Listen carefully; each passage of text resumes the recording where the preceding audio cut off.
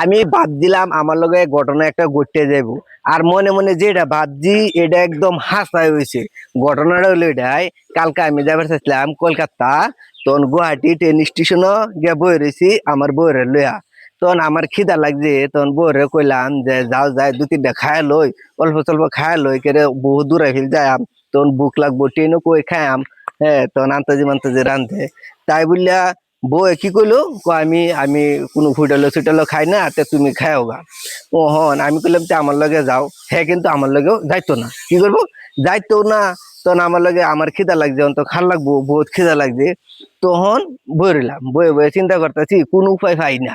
হ্যাঁ রে আল্লাহ আল্লাহ থইয়াও জানা, থইয়াও জানতো না, আবার কিন্তু লইয়াও জানা, হ্যাঁ যাইতো না ফুটালো জানা। তারপর এক পুরনা বন্ধু একটা আইলো, আর পরে লগ হলো, লগ হওয়ার পরে আলাপ সালাপ করলাম, খবর সবর জিগালাম, জিগানি পরে বন্ধুরে হাবলাম যে বন্ধু খাইবে নাকি। বন্ধু কইতাছে আমি খাইছি, আমার পেট ভরা, তো তুই যা, তুই গা খায় গা। তখন মনে মনে ভাবলাম আচ্ছা বউ যদি জানা আমার লগে ফুটেলো, তে বউ রে বন্ধুর লগে বয়া থয়ে যাই, থয়ে গেলে আমি 2-3টে খাই আই।